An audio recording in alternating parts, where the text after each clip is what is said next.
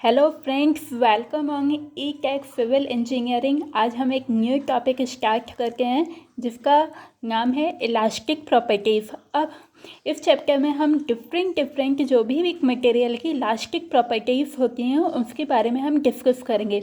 सबसे पहले हम आज का टॉपिक स्टार्ट करते हैं स्ट्रेस वर्सेस स्ट्रेन डायग्राम। तो इसमें हम दो चीज़ों को देखेंगे, इंजीनियरिंग स्ट्रेसिंग स्ट्रेन डायग्राम और थ्रू स्ट्रेसिंग स्ट्रेन डायग्राम। इन दोनों में क्या डिफरेंस होता है वो हम देखते हैं। जो इंजीनियरिंग वाले डायग्राम होते हैं ना, तो हमने देखा है कि हम जो इंजीनियरिंग में जो डायग्राम बनाते हैं वो कुछ इस तरह से बनता है।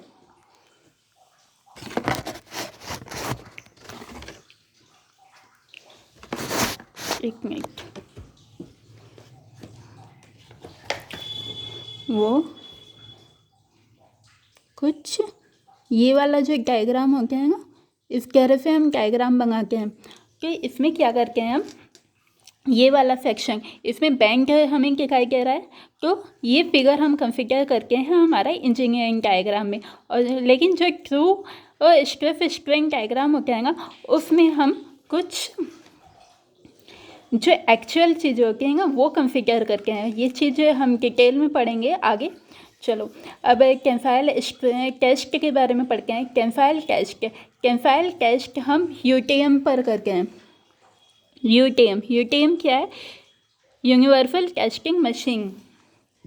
इसमें क्या होता है, कोई भी हमने एक मटेरियल लिया, कोई भी टेक्टाइल मटेरियल लिया, और जब हम इसको यूनिवर्सल टेस्टिंग मशीन में हम इसको टेस्ट करते हैं तो हम देखते हैं कि हमारा जो सेक्शन होता है ना, जब हम एक लोड के बाद अगर हम अपने लोड को एक्सीड कर देते हैं उस लिमिट से, तो उसका जो सेक्शन है वो थोड़ा रिड्यूस होने लगता है इस तरह से।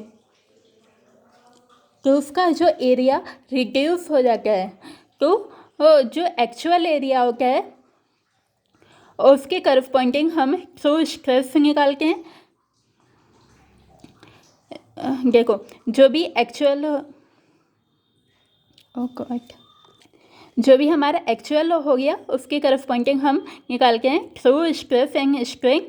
लेकिन जो भी हमारा ओरिजिनल है, जो हमारा पहले ये ओरिजिनल जो भी इसका डायमीटर या जो भी इसकी डायमेंशन थी, तो उसके करस्पॉन्डिंग हम निकालते हैं इंजीनियरिंग स्ट्रेस। अब आगे ये वाला डायग्राम थोड़ा डिटेल में हम पढ़े लगे हैं।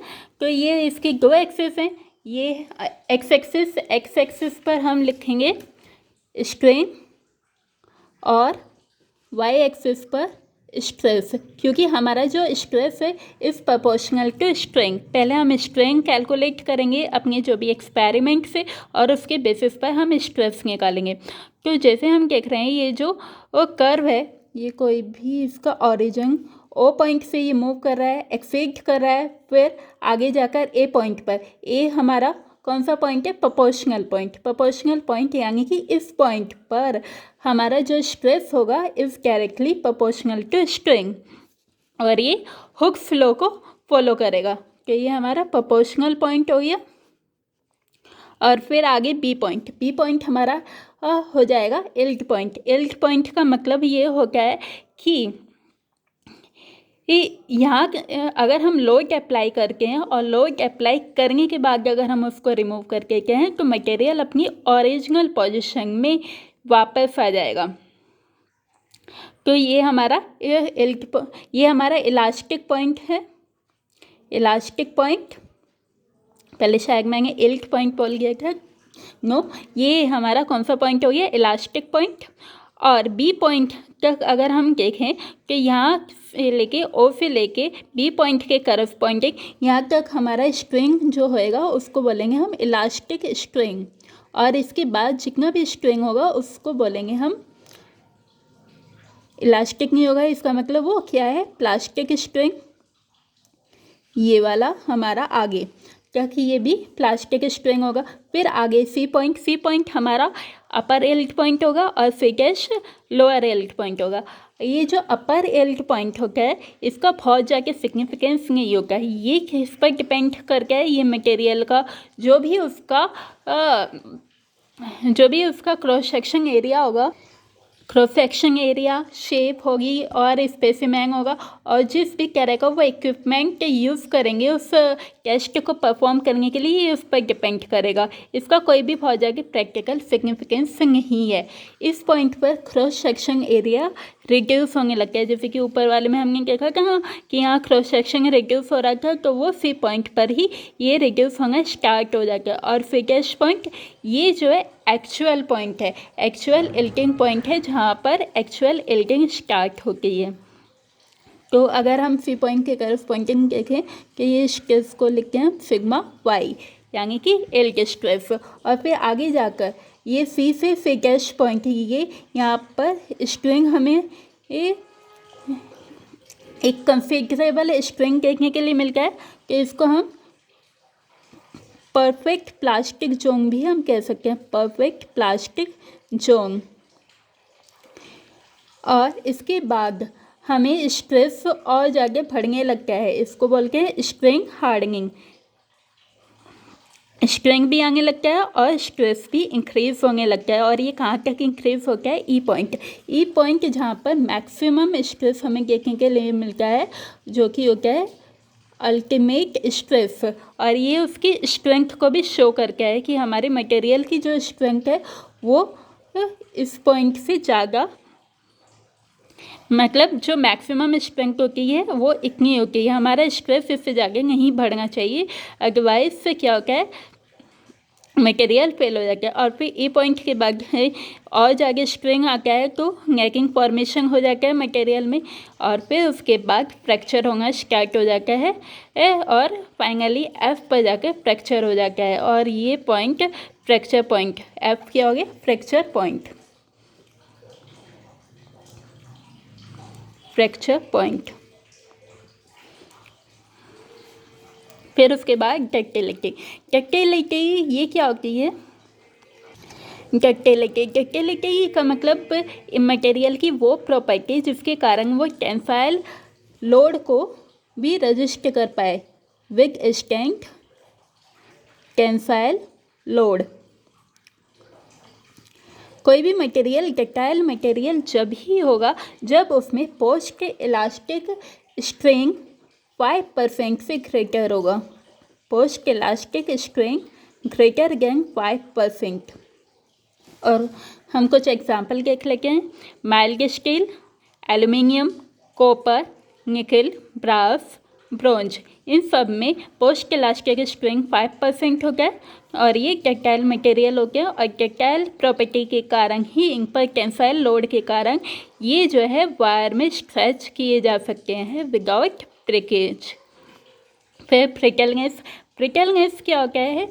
ये जो है मटेरियल इतना ज़्यादा टेंसाइल लोड को रजिस्ट नहीं कर पाते और इनमें पोस्ट इलास्टिक स्ट्रेन 5% से कम हो गया है। पोस्ट इलास्टिक स्ट्रेन 5% से कम हो गया है। और ये क्या हो गया है, जैसे कि इन पर इलास्टिक पॉइंट से ज़्यादा हम लोड अप्लाई करके हैं तो ये एकदम से फेल हो जाते हैं, इमीडिएटली फेल हो जाते हैं। इसलिए हम इनका कुछ ग्राफ इस तरह से देखते हैं। इनमें इतना नेकिंग फॉर्मेशन नहीं होता जैसे कि डक्टाइल मटेरियल में होता है, या फिर इतना ज़्यादा स्ट्रेन नहीं होगा, बहुत कम स्ट्रेन होता है इसमें। और मिलाएबिलिटी। मिलाएबिलिटी इसमें क्या होता है? ये एक ऐसी प्रॉपर्टी है मटेरियल की, एक ऐसी एबिलिटी जिसके कारण वो विथस्टैंड कर सके कंप्रेसिव लोड के साथ।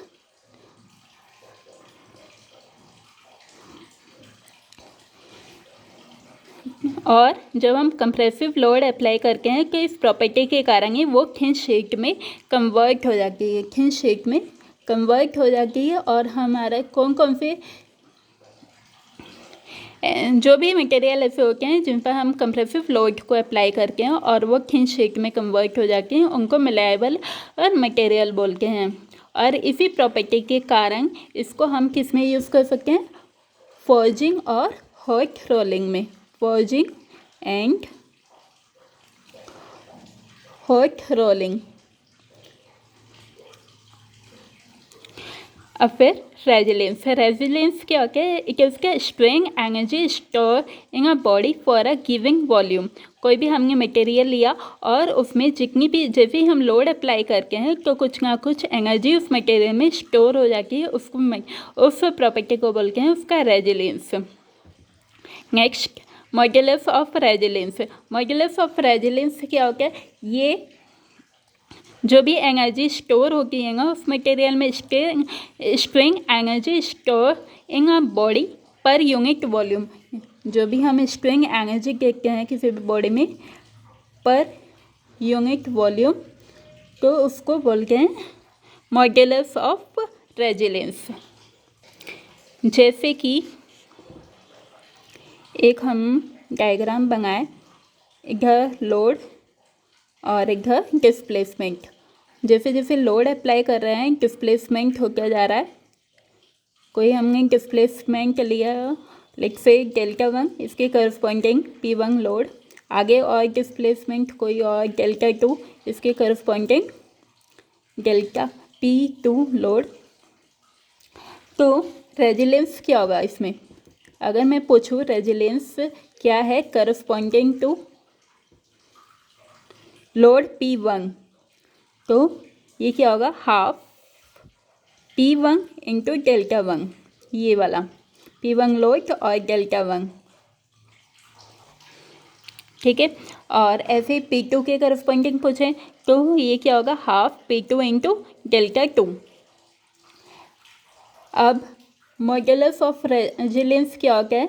जैसे कि मैंने बोला strength energy in a body पर यूनिट वॉल्यूम, उसको बोलेंगे। तो स्ट्रेंथ एनर्जी मैक्सिमम कितनी हो सकती है, उसको क्या बोलते हैं? मैक्सिमम स्ट्रेंथ एनर्जी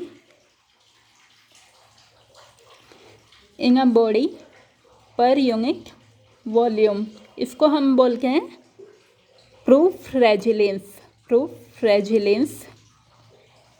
और ये पर यूनिट वॉल्यूम, तो ये यहाँ पर देखो, तो मॉड्यूलस ऑफ रेजिलियंस से कितना हो जाएगा? हाफ P इंटू डेल्टा पर यूनिट वॉल्यूम। वॉल्यूम को मैं A इंटू L भी लिख सकती हूँ।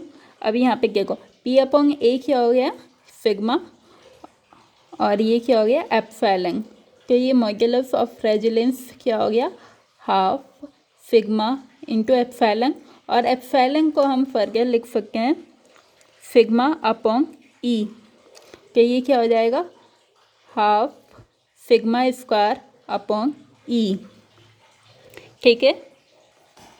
अब प्रूफ रेजिलियंस, जैसे कि मैंने बताया मैक्सिमम में स्टोर एनर्जी कैपेसिटी, उसको बोलते हैं हम प्रूफ रेजिलियंस। एनर्जी स्टोर, ये हम कैसे निकाल सकते हैं? प्रूफ रेजिलियंस इक्वल टू जो भी हमारा ये निकाला हाफ सिग्मा इंटू एप्सिलॉन। जो मॉड्यूलस ऑफ रेजिलियंस था हमारा वो था proof resilience upon volume per unit volume. तो उससे हम निकाल सकते हैं proof resilience equal to modulus of resilience into volume, और ये हमारा निकल जाएगा half sigma into P into V। तो हम इसको लिख सकते हैं हाफ इंटू वॉल्यूम। ये हमारा फॉर्मूला हो जाएगा प्रूफ रेजिलियंस का। टफनेस क्या होता है? Toughness it is the strength energy absorption capacity. जितनी भी मटेरियल में जैसे जैसे हम लोड अप्लाई करते हैं तो उसमें कुछ ना कुछ स्ट्रेंथ एनर्जी एब्जॉर्ब हो जाती है, तो उसको बोलते हैं टफनेस की उसमें कितनी ज़्यादा या फ्रैक्चर पॉइंट तक उसमें जितनी भी एनर्जी स्टोर हो रही है उसको उस मटेरियल की हम टफनेस बोलते हैं। जैसे कि यहाँ तक ये उसका फ्रैक्चर पॉइंट है, तो इस पॉइंट पर जितनी भी एनर्जी स्टोर हुई है उसको बोलेंगे उसकी टफनेस। मॉड्यूलस ऑफ टफनेस क्या होता है? मॉड्यूलस ऑफ टफनेस ये हम निकालते हैं एनर्जी एब्जॉर्प्शन कैपेसिटी, उसको बोलते हैं टफनेस, और एनर्जी एब्जॉर्प्शन कैपेसिटी पर यूनिट वॉल्यूम। जब भी हम इसको पर unit volume energy absorption capacity पर यूनिट वॉल्यूम को बोलते हैं मॉड्यूलस, यानी कि मॉड्यूलस जब भी हम निकालते हैं वो हम निकालते हैं पर यूनिट वॉल्यूम में। कि इसका फॉर्मूला क्या हो जाएगा, इसका फॉर्मूला हो जाएगा half sigma Y plus sigma U into epsilon F. क्योंकि हम फ्रैक्चर पॉइंट पे निकाल रहे हैं ना, तो फ्रैक्चर पॉइंट के करस्पॉन्डिंग हम स्ट्रिंग देखेंगे विच इज़ एप्सिलॉन एफ, और ये वाला हम एल के स्ट्रेस और अल्टीमेट, ये वाला एल के स्ट्रेस और अल्टीमेट स्ट्रेस इनका एवरेज लेंगे और इनटू एप्सिलॉन एफ, तो हमें क्या पता चल जाएगा, मॉड्यूलस ऑफ टफनेस। फिर उसके बाद हम स्ट्रेस स्ट्रेन डायग्राम देखेंगे जितने भी मटेरियल है। तो फिर से हमने ये एक्स एक्सिस और वाई एक्सिस ड्रॉ की, यहाँ पर स्ट्रेस और यहाँ पर स्ट्रेन। सबसे पहले हम बात करेंगे आइडियल रिजिड। आइडियल रिजिड जैसे कि नाम से क्लियर है, वो रिजिड है। रिजिड मतलब कि उसमें हम स्ट्रेस लगा सकते हैं तो, लेकिन उसमें कोई भी स्ट्रेन नहीं हो रहा है। ऐसा एक्चुअल में कोई भी पॉसिबल नहीं है, इसलिए इसको हमने आइडियल का नाम दिया है, आइडियल। तो ये कुछ इस तरह से जाएगा, आइडियल रिजिड। और सेकंड है आइडियल फ्लूइड। आइडियल फ्लूइड में क्या होता है, हम जितना उसमें क्या करते हैं, बहुत ही कम स्ट्रेस पर या फिर ना के बराबर नेग्लिजिबल स्ट्रेस पर स्ट्रेन दिखाई देने को मिलता है और उसको बोलते हैं आइडियल फ्लूइड। जिसमें हमें बहुत सारा स्ट्रेन देखने के लिए मिलता है, उसको बोलते हैं आइडियल फ्लूइड। और फिर हम बात करते हैं इलास्टोप्लास्टिक, यानी कि उसमें इलास्टिक है और उसके बाद प्लास्टिफिकेशन शुरू हो रही है। तो इलास्टिक के लिए ये होता है और फिर प्लास्टिक के लिए ये वाला। प्लास्टिक के लिए एक ऐसा कर्व भी होता है इलास्टोप्लास्टिक। अगर पूछा जाए इलास्टोप्लास्टिक विथ स्ट्रिंग हार्डनिंग, तो उसके लिए एक ऐसे ही कर्व और फिर हार्डनिंग हो रही है ना, तो ये ऊपर की ओर मूव करेगा विथ स्ट्रिंग हार्डनिंग।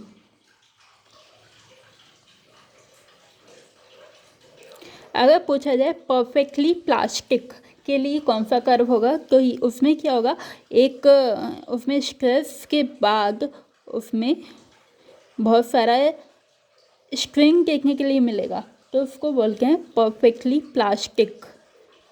यानी कि उसमें हम एक कंफिगरेबल स्ट्रिंग देखने के लिए मिल रहे हैं, परफेक्टली प्लास्टिक। अब है बल्क मॉड्यूलस। बल्क मॉड्यूलस क्या होता है, it is use to determine volumetric strain. जब भी हमें वॉल्यूमेट्रिक स्ट्रेन निकालना है विद इन इलास्टिक लिमिट,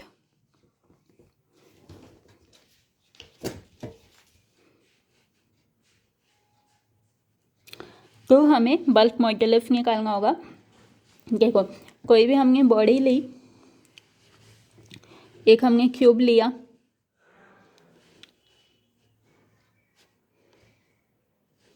और इस पर लोडिंग कर दी,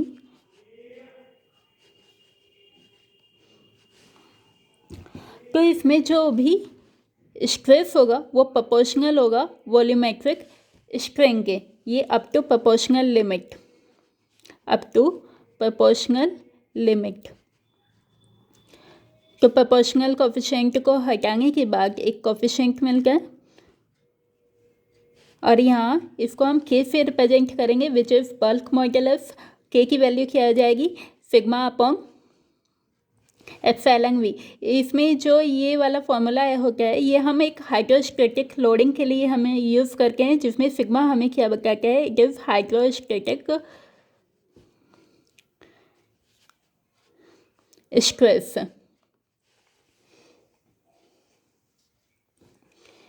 फिर नेक्स्ट है पॉइजन रेशियो। पॉइजन रेशियो को यूज़ किया जाता है to find the lateral stress. तो इसमें जो भी लेटरल स्ट्रेन होगा वो प्रोपोर्शनल होगा lateral strain is proportional to longitudinal strain. तो म्यू का फॉर्मूला क्या हो जाएगा, lateral strain upon longitudinal strain। ये माइनस साइन के साथ रखते हैं,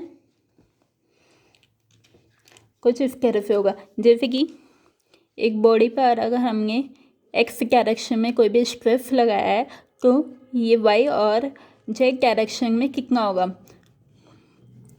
अगर हम वाई डायरेक्शन में स्ट्रेन निकालें तो ये कितना होगा,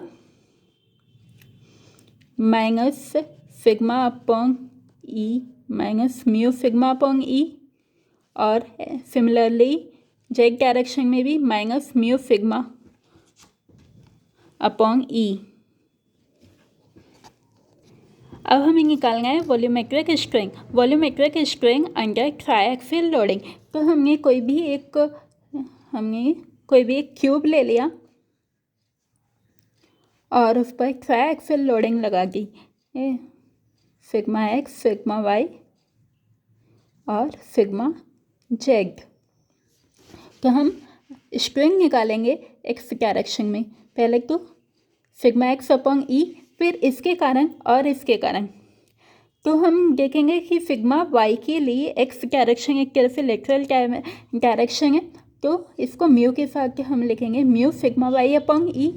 similarly for Z mu sigma Z upon E, और एप्सिलॉन वाई के लिए हम स्ट्रेन निकालेंगे वाई डायरेक्शन में कितना स्ट्रेन होगा, तो उसके लिए सिग्मा वाई अपॉन ई उसकी नॉर्मल डायरेक्शन होगी वाई डायरेक्शन में सिग्मा वाई अपॉन ई, और एक्स डायरेक्शन और जेड डायरेक्शन वाई की लेटरल डायरेक्शन हो गई, तो उसको हम क्या लिखेंगे, म्यू के साथ लिखेंगे mu X upon sigma X upon E और mu sigma Z upon E. ऐसे ही एप्सिलॉन जेड के लिए sigma Z upon E minus sigma X upon E minus mu sigma Y upon E. और वॉल्यूमेट्रिक स्ट्रेन क्या होता है, summation of sigma X plus sigma Y plus sigma Z. और जब हम इन तीनों को ऐड करेंगे तो ये हमारा फॉर्मूला हो जाएगा sigma X plus sigma Y plus sigma Z upon E 1 minus 2 mu. ये हम सॉल्व कर सकते हैं और हमें इसी फॉर्मूले पर बेस एग्जाम में क्वेश्चन पूछे जाते हैं। ठीक है, अब इलास्टिक कांस्टेंट के बारे में, जैसे कि हमने अब तक इलास्टिक कांस्टेंट को देख लिया। Sigma is directly proportional to epsilon which is sigma equal to E epsilon. यहाँ पर ई एक इलास्टिक कांस्टेंट हो गया which is called modulus of elasticity, ये पहला हो गया। सेकंड हो गया टाउ इज प्रोपोर्शनल टू जो भी उसका स्ट्रेन है, जैसे कि फाई, और टाउ जी फाई, ये shear stress is directly proportional to shear strain. और जब हम इस प्रोपोर्शनल पॉइंट को हटा लेते हैं तो जी हमने आया, और जी क्या हो गया, modulus of shear modulus. Third हमारा हो जाता है hydrostatic stress is directly proportional to volumetric strain. यहाँ अगर हम इसको हटाएंगे तो ये के पॉइंट मिलेगा, के जहाँ पर के क्या है, के इज बल्क मॉड्यूलस।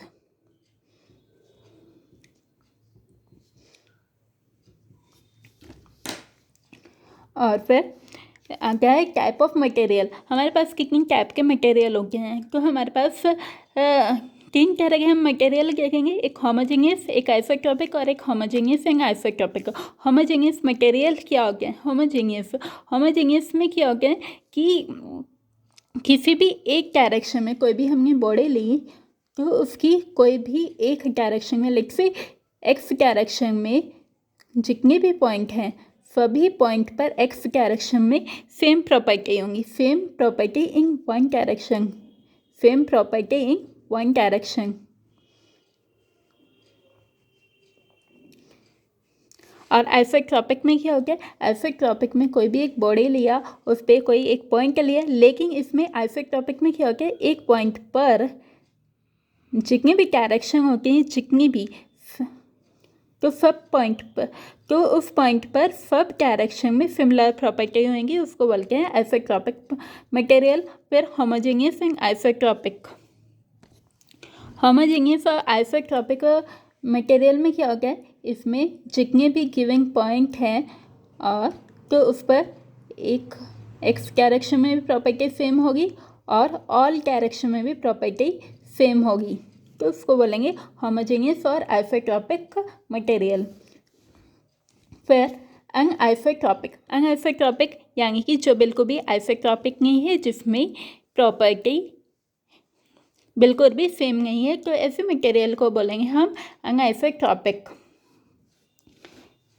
तो उसमें क्या होता है, हर एक पॉइंट पर डिफरेंट डायरेक्शन में डिफरेंट प्रॉपर्टी होती हैं, तो उस मटेरियल को बोलेंगे अनआइसोट्रॉपिक मटेरियल। अब फिर हम क्या कहेंगे, कुछ कंपोनेंट्स हैं जैसे कि होमोजेनियस आइसोट्रॉपिक और होमोजेनियस एंड आइसोट्रॉपिक। तो कभी कभी क्वेश्चन आ जाता है कि उसमें बताइए कि होमोजेनियस मटेरियल में कितने इंडिपेंडेंट कंपोनेंट होते हैं, तो ये याद कर लो कितने इंडिपेंडेंट होते हैं। इट इज़ 2, इट इज़ 9 और इट इज़ 21। 2, 9, 21।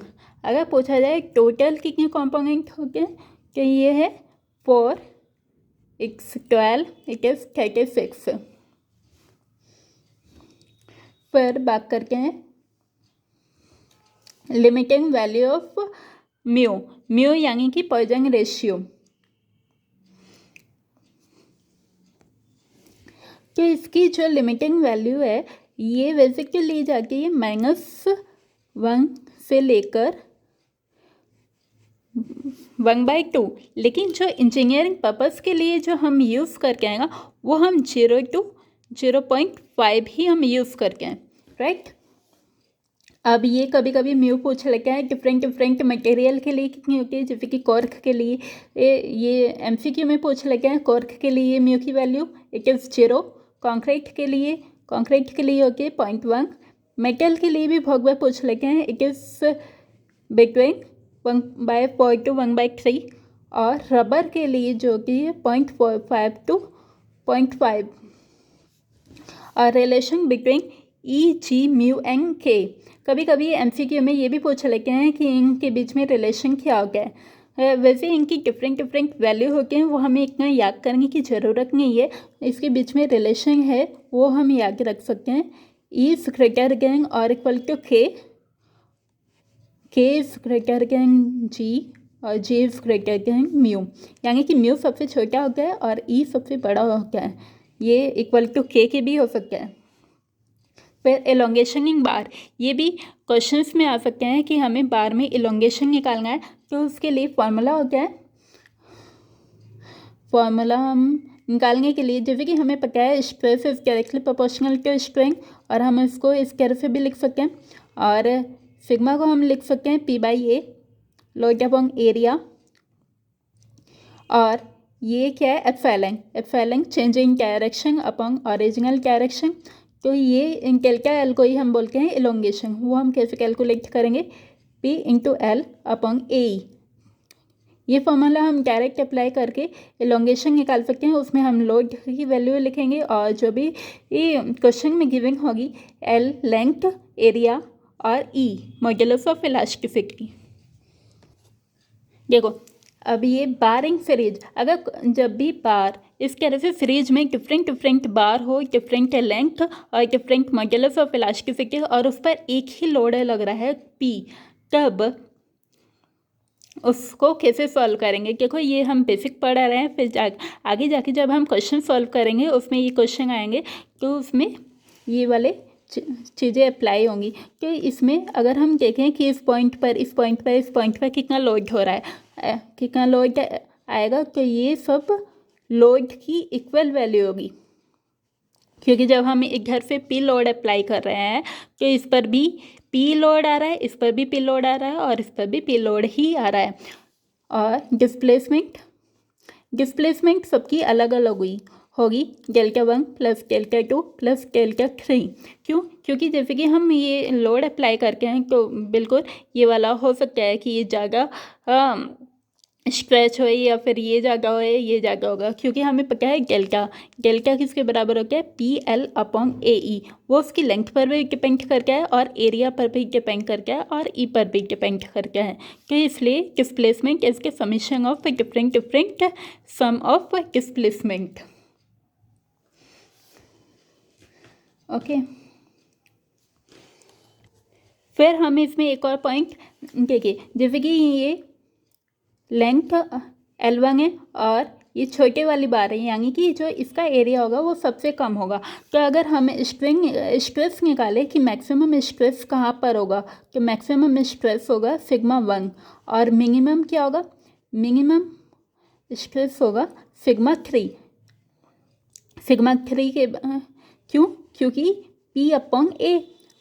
और अगर ये बार हमारी स्क्वायर क्रॉस सेक्शन है तो ये π/4 डे स्क्वायर और डे यहाँ पर सबसे ज़्यादा है, तो ये वाला क्या होगा, सबसे कम स्ट्रेस आएगा और इस पर डे हमारा सबसे कम है तो ये सबसे ज़्यादा स्ट्रेस होगा। तो अगर हम sigma maximum upon sigma minimum निकालें तो ये क्या हो जाएगा हमारा, क्योंकि stress is inversely proportional to d square, तो ये क्या हो जाएगा, ये हमारा d3 अपॉन d1 का स्क्वायर। अगर इस पर कोई भी क्वेश्चन आ जाए तो हम ये वाला फॉर्मूला अप्लाई कर सकते हैं और मैक्सिमम और मिनिमम स्ट्रेस का रेशियो हम निकाल सकते हैं। तो ये डिफरेंट केसेस हैं, जैसे कि बारिंग सीरीज इज, तब हम केस 1 के थ्रू, केस 1 जिसमें हम क्या कर सकते हैं, केस 1 ये होगा, हम FBT ड्रॉ करेंगे 1 पार्ट का, सेकंड पार्ट का और थर्ड पार्ट का, 1 सेकंड थर्ड।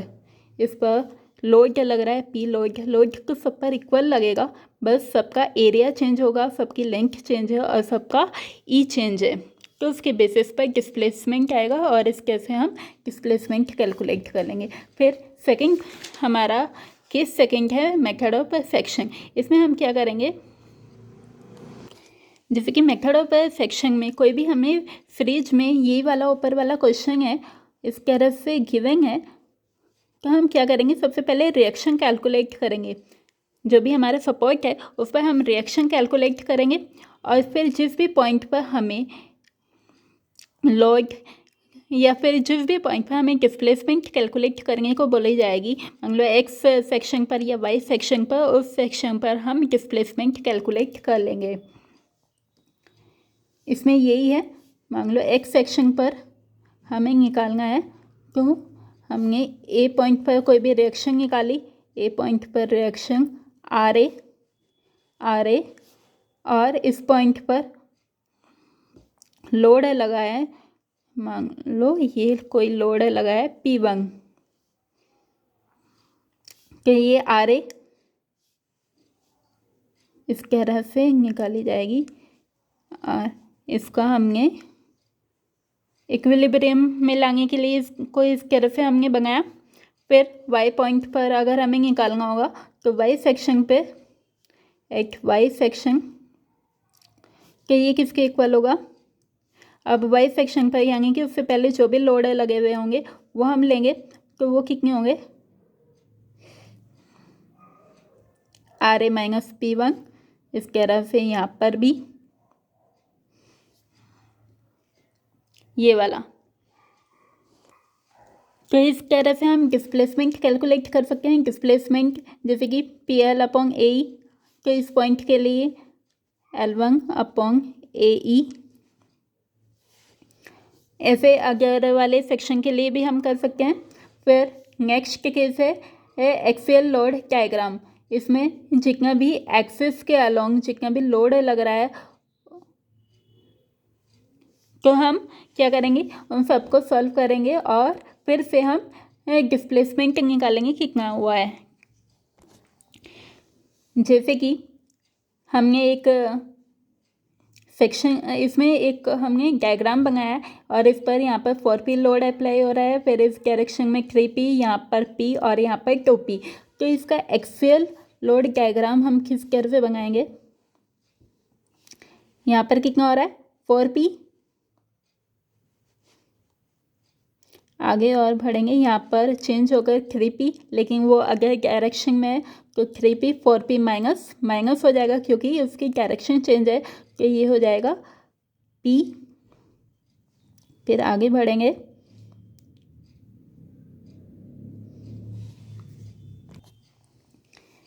p और फिर p के बाद फिर इसकी जैसे कि अगर हमने ये बनाया, ये हो गया 4p। फिर यहाँ पर आके चेंज हो जाता है, ये इसी डायरेक्शन में यहाँ पर होके जा रहा है, ये 4p माइनस 3p। इस डायरेक्शन में कितना हो जाएगा p। फिर आगे जाकर यहाँ पर और जाके चेंज हो गया, यहाँ इसी डायरेक्शन में कितना लग रहा है, p और लग रहा है, यानी कि p प्लस p कितना हो जाएगा 2p। और आगे जाकर 2p, ये अगर डायरेक्शन में 2p माइनस 2p कितना हो जाएगा 0। ये सब पूरा पॉजिटिव है, तो हम यहाँ पर पॉजिटिव साइन लिखते हैं। एक हम और क्वेश्चन लेते हैं, जैसे कि मान लो एक क्वेश्चन लिया हमने, ये एक कैंटिलीवर बीम है, उसमें लोडिंग कुछ इस तरह से लग रही है। यहाँ पर 2p, ये p और इधर 2p। तो हम क्या करेंगे, पहले सपोर्ट पर रिएक्शन कैलकुलेट करेंगे, सपोर्ट पर कितनी रिएक्शन आ रही है। तो देखिए 2p plus 2p minus p, तो इधर कितनी आ रही है 3p। 3p कुछ इस वाली डायरेक्शन में आएगी, ये 3p। तो अगर हम ये वाली डायरेक्शन को माइनस लें तो ये कुछ नीचे बनेगा 3p। आगे जाकर 3p और ये माइनस, यानी कि माइनस 3p प्लस 2p, ये कितना हो जाएगा माइनस p। फिर आगे जाकर यहाँ पर minus p plus p, minus p, और ये वाली डायरेक्शन को हमने क्या लिया, माइनस लिया है ना, तो माइनस p ये कितना हो जाएगा माइनस के 2p, और माइनस 2p ये वाली डायरेक्शन पॉजिटिव, माइनस प्लस 0, कि ये सब क्या आ जाएगा माइनस में आ जाएगा, minus 3p minus p minus 2p और 0। और फिर अब है बार इन पैरेलल। ये तो था ऊपर वाले केस से, जब भी हमने सीरीज में बार लिखी, जितने भी बार हैं वो सीरीज में है। अब है बार जब ये पैरेलल में हो तब हम किस तरह से सॉल्व करेंगे। देखो इसमें भी दो तरह के केस होंगे, एक इक्वल लेंथ और एक अनइक्वल लेंथ। तो जब इक्वल लेंथ की हमारे पास बार हो तब हम क्या करेंगे, इसमें क्या होता है, जैसे कि हमने ये बार लिया, लिख से ये वाली कॉपर की बार है और ये स्टील की बार है, और हमने इस पर P लोड अप्लाई कर दिया। तो इसमें क्या होगा, इसमें जो P है वो इन दोनों के सम के इक्वल हो जाएगा। अब जो लोड है वो दोनों जगह इक्वल तो नहीं हो सकता ना, क्योंकि हमने जहाँ पर अप्लाई किया है पहले उस पॉइंट पर लगेगा, और फिर जो इसके अंदर एम्बेडेड है उस पर कुछ और वाला लोड लगेगा, कुछ और लोड लगेगा। लेकिन जैसे ही लोड लगेगा उसका, अब जैसे कि यहाँ पे टेंसाइल लोड लगा हुआ है तो इसमें कुछ एक्सटेंशन देखने के लिए मिलेगा। तो क्योंकि ये पूरी तरह से एम्बेडेड है तो ये पूरा एक्सटेंशन एक साथ देखने के लिए मिलेगा। कोई भी डेल्टा एक्सटेंशन होता है, डेल्टा एक्सटेंशन ये कॉपर का और स्टील का ये इक्वल होगा। अगर हम P देखें, PL अपॉन AE, कॉपर के लिए हम 1 पॉइंट हम यूज़ कर रहे हैं, उसके लिए स्टील के लिए 2 पॉइंट, इस तरह से।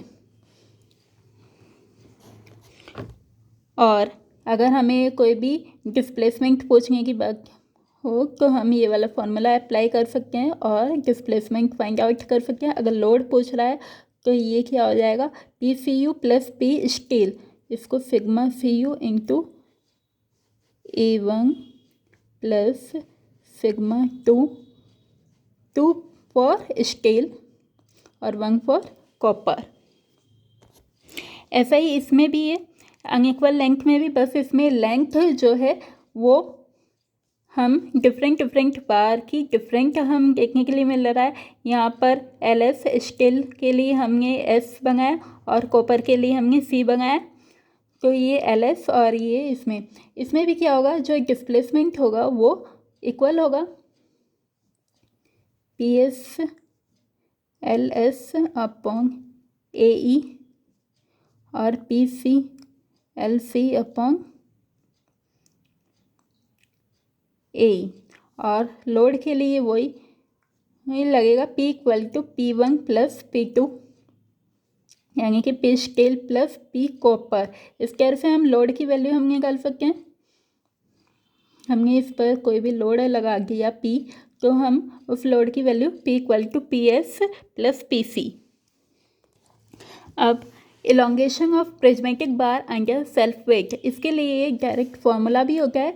अगर हम डायरेक्ट फार्मूला देखें, delta total equal to gamma L square upon 2E। अगर हम इसको प्रूफ में भी हम देख सकते हैं कि किस तरह से हमने प्रूफ करना है इसमें, कि जो हमने कोई भी बार ली है उस पर लोड लग रहा है P लोड और उसकी कुछ लेंथ L है। तो हम क्या करेंगे, इसको प्रूव करने के लिए कोई भी हमने सेक्शन ले लिया at a distance X, section की थिकनेस हमने dx ली, तो हम क्या कहेंगे कि सेक्शन पर कितना लोड लग रहा है, Pxx gamma V A into x, क्योंकि ये वाला जो हमने इसकी लेंथ हमने ली थी वो x है और इसका एरिया कितना है, हमने ले लिया A। तो हम क्या करेंगे, अब सिग्मा XX से निकालेंगे, sigma XX equal to Pxx upon A से A कैंसिल आउट हो जाएगा, तो गामा इंटू एक्स, और स्ट्रेंथ हम निकालेंगे, strength equal to sigma upon E, sigma XX upon E। ये क्या हो जाएगा, गामा X अपॉन E,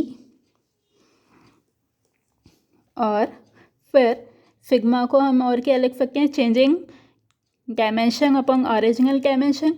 तो इसमें कोई भी कितना चेंज हो रहा है, हमने मांग लिया डेल्टा स्ट्रिप, इस स्ट्रिप में डेल्टा स्ट्रिप ये चेंज हो रहा है, और ओरिजिनल इसकी जो लेंथ है वो कितनी है dx, और इसमें चेंज कितना है डेल्टा हमने मांग लिया dx।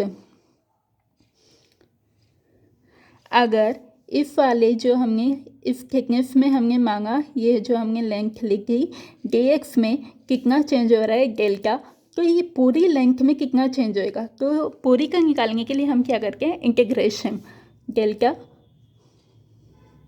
का टोटल इक्वल टू, हम इसको इंटीग्रेट करके हैं gamma x upon E dx पूरी लेंथ के लिए, यानी कि 0 to L इसकी लिमिट होगी, और हमने इसको किया तो ये gamma x square upon 2E, और इसकी हम वैल्यू रख देते हैं upon 2E gamma L square upon 2E, और यही हमने वैल्यू निकाली थी। टोटल डिस्प्लेसमेंट का कितना है,